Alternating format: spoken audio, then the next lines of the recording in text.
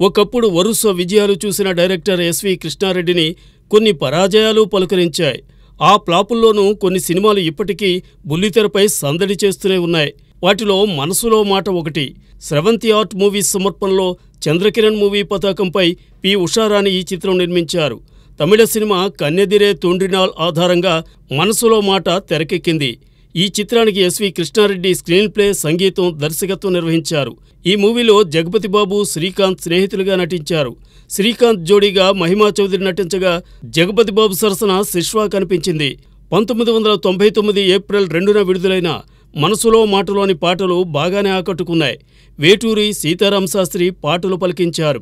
మనసులో మాట కథ ఏమిటంటే, జగపతి బాబు, శ్రీకాంత్ స్నేహితులు. జగపతి బాబు చెల్లెలు మహిమా చౌదరిని శ్రీకాంత్ ప్రేమిస్తాడు. అయితే జగపతి బాబు ఇంట్లో ప్రేమ అనే మాట వినిపిస్తే మండిపడుతుంటాడు.